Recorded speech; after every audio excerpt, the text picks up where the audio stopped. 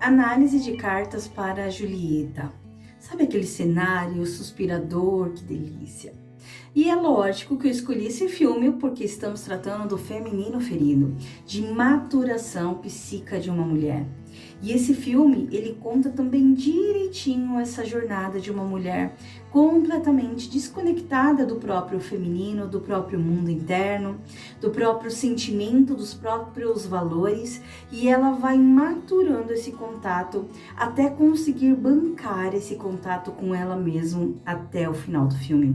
Então, é claro que aparentemente é uma história romântica, que no final a mocinha e o mocinho ficam juntos, mas aí a gente vai olhar por uma outra perspectiva.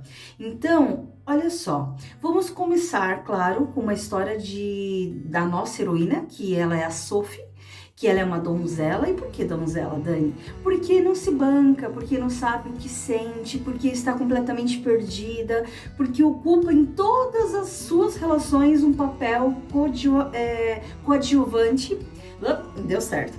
E essa é a donzela, e a gente vê isso claramente, que é representada pela Sophie, mas Sophie tem um destino, porque o seu próprio nome diz Sophie Sabedoria. Então ela faz uma jornada de sabedoria e tudo faz muito mais sentido quando a gente traz um olhar sistêmico na história e consegue costurar ponto por ponto, que é essa menina que a mãe foi embora, porque provavelmente por um amor. Não se fala sobre isso no filme, mas dá a entender que a mãe decidiu ir embora e por um amor. Então ela decidiu ir embora, talvez seja por um relacionamento, e aí essa moça se torna o quê? Uma jornalista que confirma os fatos. Que curiosidade, não é mesmo? Então, na verdade, essa é a própria sombra da história dela e a própria prisão da história dela também. E ela não sabe o porquê a mãe foi embora. E obviamente, se a mãe escolher voluntariamente deixá-la lá, que é a mãe, quem é que vai querer ficar comigo? Não é mesmo? Se a minha mãe me deixou, qual é essa outra pessoa?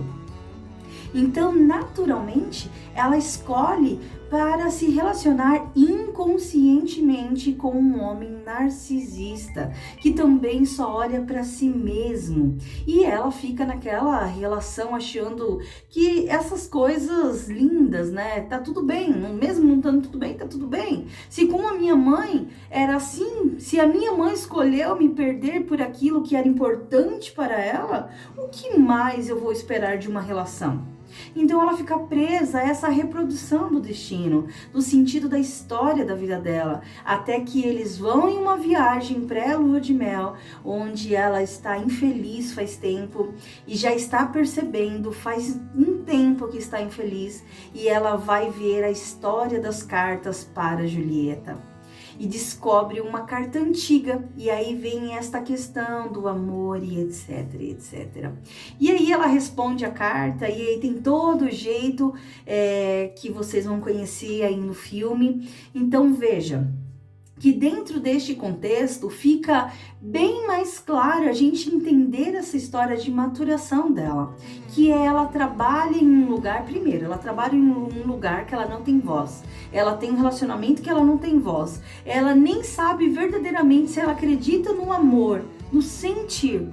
Então ela olha para aquele relacionamento, ela acha que não é o suficiente, é mais ou menos, né? Mas ok, eu já estou aqui e pronto. Tantas mulheres que vivem dessa forma, que ficam num relacionamento onde elas são invisíveis, mas ao mesmo tempo elas não conseguem bancar aquele sentimento que ela quer viver.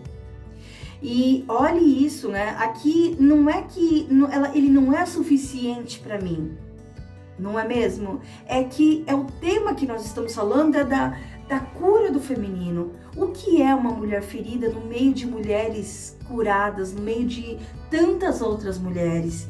E ela vai, no meio do filme, para um círculo de mulheres anciã, que são a minha paixão também no filme, obviamente, anciã, que vem com palavras respondendo as cartas daquelas mulheres, aquelas jovens que eram jovens, né, desesperadas, tentando validar e trazer à voz aquilo que realmente elas achavam que era.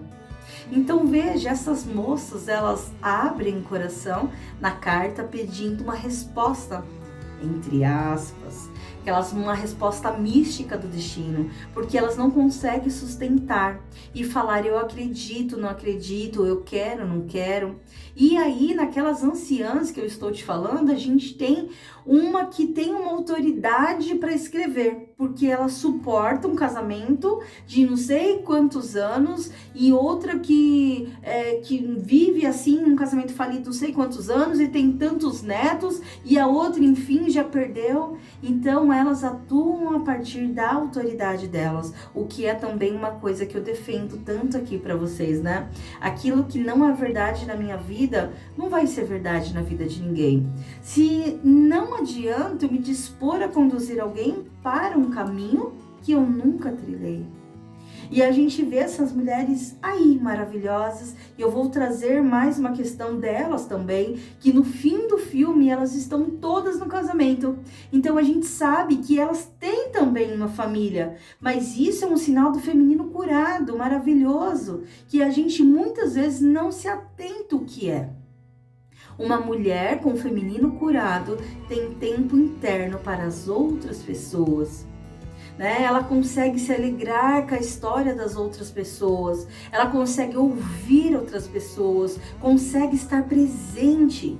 E isso é muito bem nítido quando elas vão, as quatro, vão sem família, sem filho, sem marido, sem nada ali para assistir a história do casamento.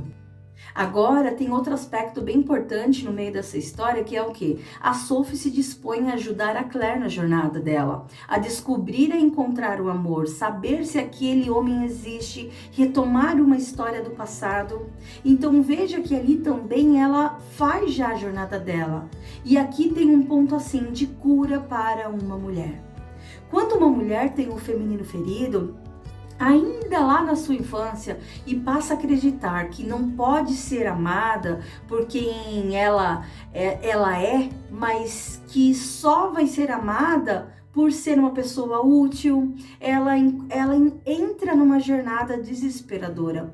Na maior parte das vezes, como uma faceta heroína, fazendo tudo, vingando, conquistando, ensinando, pagando, numa faceta donzela, auxiliando outras pessoas, a história de outras pessoas, e sempre mais importante que a dela. E assim a Sophie vive isso, auxiliando outra pessoa a achar o amor. E esse aí é o momento que ela vai estreitando os laços com a Claire, e que ela... acontece aquela cena lindíssima que eu choro quando ela penteia o cabelo dela, que é bem o resgate da mãe quando ela chora a falta que essa mãe faz. Porque se ela não pudesse chorar aquilo, não iria ter como, não é mesmo? Outro aspecto importantíssimo da cura do feminino, dar esse devido lugar à mãe na história da vida.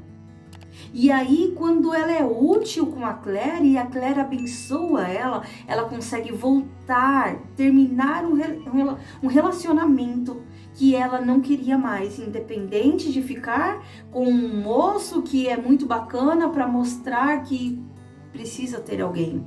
Lembrando que o assunto aqui é maturação.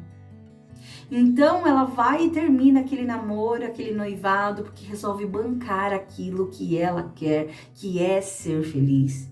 E aí vai pro casamento, e aí o final, aquele bem Hollywood, né? E ela fica com um moço lá, que ela encontra lá, que ela gosta.